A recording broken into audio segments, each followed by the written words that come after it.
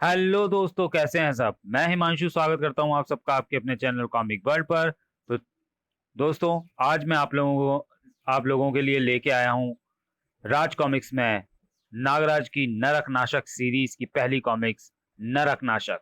तो चलिए दोस्तों, फिर शुरू करते हैं इसका पहला भाग। सॉरी।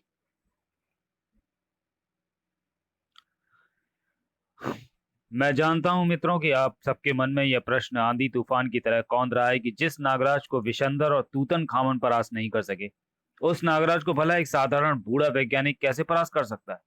पर अब मैं आपको एक मृत बालक के नागराज बनने की जो कहानी सुनाऊंगा, उससे आपको यकीन हो जाएगा कि नागराज को यदि कोई खत्म कर सकता है तो वह है खुद नागराज का निर्माता प्रोफेसर कौटिल्य नागमणि, क्योंकि मैंने ही नागराज को बनाया है नरक नाशक। नरक नाशक नागराज उत्पत्ति श्रृंखला प्रथम खंड।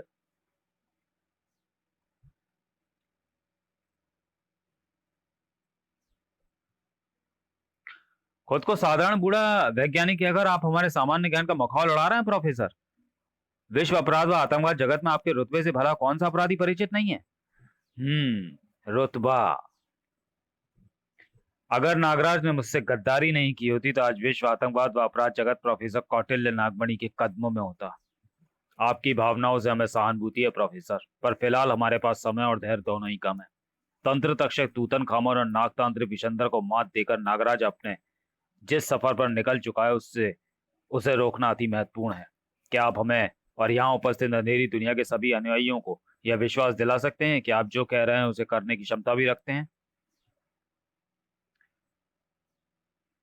यकीन रखिए माय लॉर्ड और मेरे अन्य साथियों, मैं आप सभी को बिल्कुल निराश नहीं करूंगा। हम आपकी कहानी सुनने के लिए अत्यंत उत्सुक है प्रोफेसर। हाँ हाँ प्रोफेसर, अब और देर मत करिए। हम भी जानना चाहते हैं आखिर हमारी कुंडली की सबसे बुरी महादशा नागराज की उत्पत्ति कैसे हुई। ये कहानी आज से लगभग 21 वर्ष पहले शुरू हुई। विश्व आतंकवाद और अपराध जगत में मेरे अल्टीमेट वेपन्स की धूम मची हुई थी। मेरे अल्टीमेट वेपन्स यानी विश्व के सर्वाधिक दुर्लभ और जहरीले नाग, जिन्हें सिर्फ मैं अपने आदेशों से कंट्रोल कर सकता था। मैं अपने ये अल्टीमेट वेपन्स दुनिया भर के अपराधियों को किराए पर देता था। यदि जनता का समर्थन हमारे साथ है तो सत्ता पर काबिज करप्ट लोग हमारा कुछ नहीं बिगाड़ सकते। इन इलेक्शंस में जीत सच्चाई की ही होगी। Vote for minister Winsky. We want mister Winsky for president. चाहे किसी को अपने पॉलिटिकल राइवल को रास्ते से हटाना हो। हे भगवान, मिस्टर विंस्की को नाग ने डस लिया। बेचारा प्रेसिडेंट पद के इलेक्शन से अपना नाम वापस ले लेता तो अपनी जिंदगी लंबी कर सकता था। या फिर इंटरनेशनल अंडरवर्ल्ड के नंबर 1 डॉन के पद पर अधिकार जमाना हो। Bang bang bang bang. Europe का नंबर 1 डॉन है डॉन जेंगो। आज तक वो गोली नहीं बनी जो जेंगो का सीना चीर सका मूर्खों। विश्व अपराध जगत हर बड़े कार्य के लिए मेरे अल्टीमेटम वेपन्स मुंह मांगे दाम पर किराए पर लेता था। ऑल थैंक्स टू प्रोफेसर नागमणि। जा अल्टीमेट वेपन अब यूरोप अंडरवर्ल्ड का नंबर 1 डॉन है डॉन सेल्वाडो। विश्व अपराध व आतंकवाद जगत भले ही मुझे अल्टीमेट वेपन के निर्माता के रूप में जानता था, लेकिन दुनिया के लिए मैं एक जीनियस वैज्ञानिक था। हम सम्मान करते हैं हमारे देश के गौरव प्रोफेसर नागमणि का, जिन्होंने नागों के जहर से कई असाध्य रोगों को काटने वाला सीरम तैयार कर लिया है।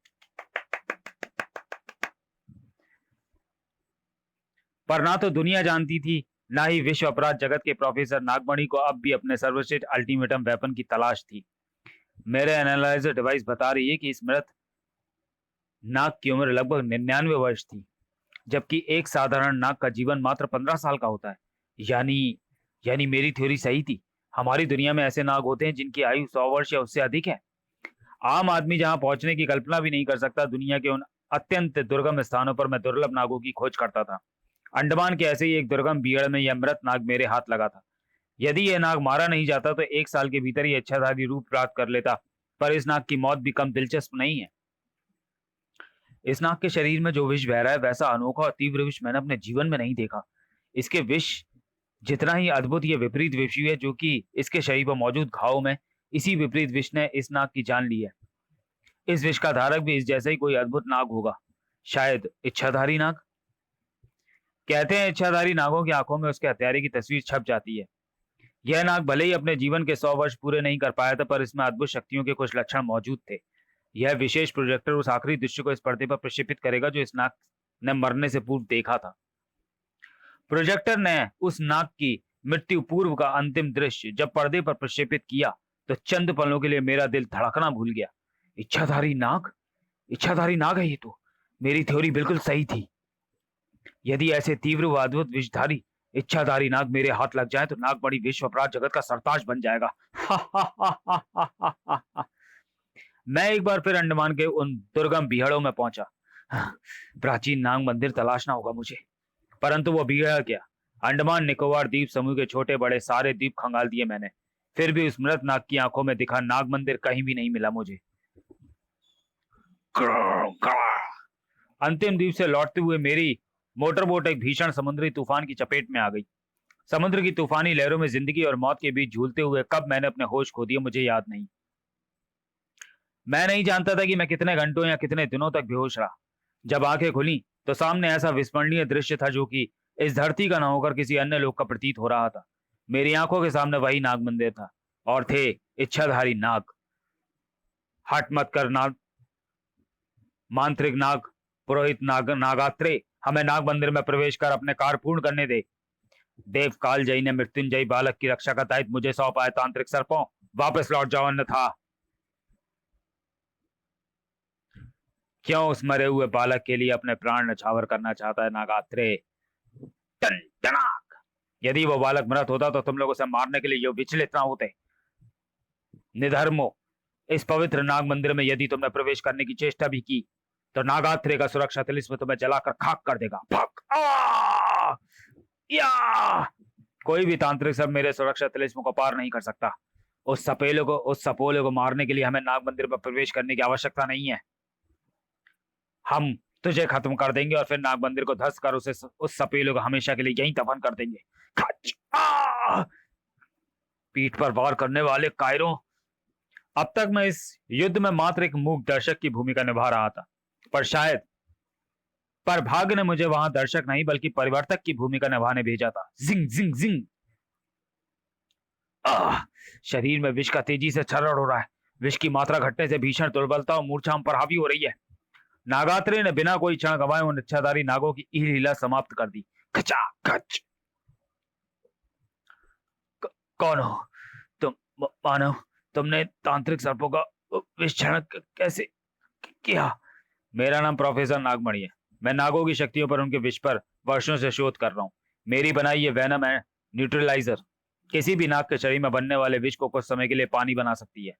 नागात्रे के चेहरे पर ऐसे भाव उभरे जैसे वो वर्षों से मेरे आने की ही प्रतीक्षा कर रहा था। नागों पर शोध करने वाला मनुष्य? तो आखिरकार देवता की वाणी सत्य हो ही गई। कैसी वाणी? मेरा प्रश्न तो जैसे उसे सुना ही नहीं दिया। उसने घायल शरीर का बचा खुचा दम समेट कर मंदिर के भीतर भागा। नागात्रे, बाहर ही रहना मानव, मेरे सिवा इस मंदिर में कोई प्रवेश नहीं कर सकता। सुरक्षा तिलिस्म घुसपैठियों को खाक कर देता है। और जब वह मंदिर से बाहर आया तो उसकी गोद में एक मृत बालक था। वो मृत बालक जिसके लिए मेरा भाग्य मुझे वहां लाया था, वो मृत बालक था नागराज। किसका बालक है ये? क्या हुआ इसे? बालक का निरीक्षण करके ही मुझे पता लग गया कि वो क्लिनिकली डेड था, परंतु उसमें जीवन के सूक्ष्म लक्षण अब भी मौजूद थे। ध्यान से सुनो मानव, तुम्हारा यहाँ आना मात्र संयोग नहीं है। मैं कुछ समझा नहीं। यह मृत्युंजयी बालक मानवों और नागों के बीच की अनोखी कड़ी है। देवताओं की वाणी के अनुसार आगे चलकर यह बालक मानवों और नागों का अग्रणी बनेगा। इच्छाधारी नागों का सम्राट तक्षक होगा यह बालक। परंतु अभी इसका जीवन संकट में है। तुम्हें जल्द से जल्द इसे यहाँ से दूर मानवों की दुनिया में ले जाना होगा। सर्वप्रथम तुम्हें इसका जीवन बचाना होगा, नहीं तो देवताओं का मानवता को यह अनुपम उपहार व्यर्थ चला जाएगा। तत्पश्चात तुम्हें इसका पिता बनकर इसका लालन पालन करना होगा और इसे हर प्रकार की शिक्षा दीक्षा देनी होगी ताकि यह अपने कर्तव्य को पूर्ण करने योग्य बन सके। बोलो मानव, बोलो, क्या तुम इस बालक के पिता का दायित्व निभाने को तैयार हो? हाँ, मैं तैयार हूं। इस बालक में समय के साथ ऐसी विलक्षण शक्तियों का समावेश देखोगे तुम, जिसकी कल्पना भी मानवों की बौद्धिक क्षमता से परे है। जब यह 14 वर्ष का हो जाए तब इसे यहाँ इस मंदिर में भेजना। मेरे अलावा सिर्फ यह मृत्युंजयी बालक ही इस मंदिर में प्रवेश कर सकता है। यहाँ इसे एक नक्शा प्राप्त होगा जो कि इसे नागरत्न तक पहुंचने का मार्ग बताएगा। नागरत्न? हाँ, वह नागरत्न इस बालक की नाग शक्तियों को बहुगुणित करेगा। इसकी शक्तियां अविजयी होंगी। नागरत्न इसके शरीर, इसके मस्तिष्क, इसकी नाक शक्तियों को इसे इस योग्य बनाएगा कि अपनी उम्र के 21वें वर्ष में पहुंचने पर यह अपने जीवन की सबसे बड़ी खोज आरंभ कर सके। कैसी खोज? समय आने पर खुद ही पता चल जाएगा, परंतु उसके लिए इसकी उचित परवरिश परवरिश आवश्यक है। आश्वस्त रहो नागात्रे, यह बालक दुनिया का सर्वश्रेष्ठ योद्धा बनेगा। यह नागमणि का वादा है। उसी समय एक बार फिर भीषण तूफान शुरू हो गया। इस द्वीप के पश्चिमी किनारे पर एक नौका है जो तुम्हें सुरक्षित तुम्हारे गंतव्य तक पहुंचा देगी। विदा मानव, अपना वादा याद रखना। नौका वहीं मिली जहां नागात्रेय ने कहा था। एक बार फिर मैं भाग्य और तूफानी लहरों के रहमो करम पर था। मैं कब बेहोश हुआ मुझे याद नहीं। ज़ूम, फ्रू। जब होश आया तो खुद को अंडमान के उसी द्वीप के पास पाया जहां से मैंने अपनी यात्रा प्रारंभ की थी। पूरा घटनाक्रम सपने जैसा लग रहा था, परंतु उसके सत्य होने का सबूत मेरी गोद में था, शिशु नागराज। अपनी लैब वापस पहुंचते ही मैंने उस मृत्युंजय बालक पर प्रयोग शुरू कर दिए। उस बालक के शरीर में रक्त के साथ विष दौड़ रहा था, ऐसा तीव्र विष जिसकी कल्पना भी नहीं की जा सकती। ये विष तो उस मृत नाग के विष से भी हजारों गुना अधिक घातक है। परंतु यही विष उस शिशु के क्लिनिकली डेड होने की वजह थी। तीव्र विष के प्रभाव से मस्तिष्क कोमा स्टेट में चला गया था। मैंने उस शिशु के पूरे शरीर में बहते विष को उसके धड़ में केंद्रित कर दिया। शिशु के सर, हाथों और पैरों के पंजों से विष का प्रवाह हटते ही वहां की त्वचा सामान्य नजर आने लगी। विष का प्रभाव मस्तिष्क से हटते ही शिशु होश में आ गया। माय सन, दुनिया पर राज करेगा तू राज, इसलिए तेरा नाम राज ही होना चाहिए। पुरानी कहावत है कि पूत के पैर पालने में ही दिख जाते हैं। उस बालक ने अपनी अद्भुत शक्तियों का परिचय देना शुरू कर दिया था। नाग झूले में झूलता बालक। विश्व के सर्वाधिक जहरीले नाग इसके साथ ऐसे खेल रहे हैं जैसे इसके पालतू हों। आम बच्चे धरती पर चलना सीखते हैं, वो बच्चा छतों पर और दीवारों पर चलना सीख रहा था। पर सही समय आने तक मैं उसकी परवरिश आम बच्चों की तरह ही करना चाहता था।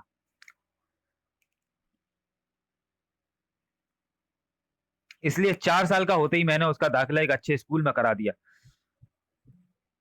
मैं स्कूल नहीं जाऊंगा, मुझे आपसे और अपने नाथ दोस्तों के साथ लेना है। तुझे बड़ा होकर अपने पापा जैसा इंटेलिजेंट बनना है ना, उसके लिए तो तुझे स्कूल जाना ही पड़ेगा। मुझे नहीं लगता कि यहाँ उपस्थित मेरे किसी भी माननीय दोस्त ने किसी बालक की परवरिश की होगी। फिर वो तो मानव नाग बालक था जिसकी परवरिश नाको चने चबाने समान थी। लेकिन लक्ष्य के प्रति प्रतिबद्धता असंभव को भी संभव बना देती है। परंतु नागराज को आम बच्चों के साथ रखने की कोशिश करना मेरी भूल थी। आए दिन कोई ना कोई जहरीला नाग अपने उस नन्हे मित्र से मिलने स्कूल पहुंच जाता। अले, तू अभी क्यों आ गया? टीचर जी दातेंगे। सांप, सांप, बचाओ। नागराज के हरे रंग की त्वचा उसके सामान्य बच्चों के साथ घुलने मिलने में सबसे बड़ी बाधा थी। इसकी हरी खाल तो देखो। मेरी मम्मी बोलती हैं कि नई नहाने से खाल हरी हो जाती है।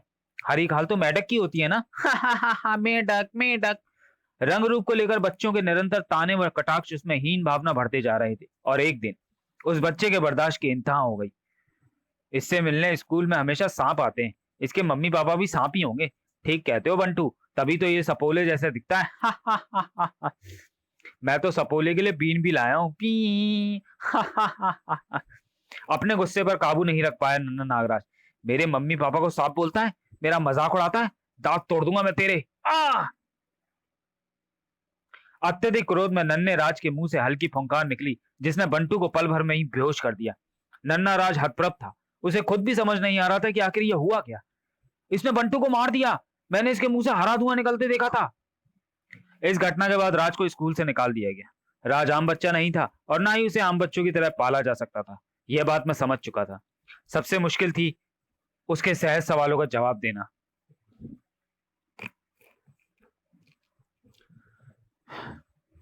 मेरे मुंह से वो हरा धुआं कैसे निकला पापा? बचपन में तुम्हें एक नाग ने काट लिया था बेटा, शायद यह उसी का असर है। विष फुंकार का रहस्य नन्हे राज का एक्सरे करने पर खुला। इसके गले में नागों की तरह विष ग्रंथियां उभर रही हैं जिनमें इसके शरीर का विष फुंकार के रूप में संचित हो रहा है। उस बच्चे की किस्मत अच्छी थी क्योंकि ग्रंथियां अभी पूरी तरह विकसित नहीं है, वरना राज का तीव्र विष उसकी जान ले लेता। तो चलिए दोस्तों, वीडियो को यहीं समाप्त करते हैं और मिलते हैं नरक नाशक के दूसरे भाग में अगले वीडियो में। तब तक के लिए धन्यवाद।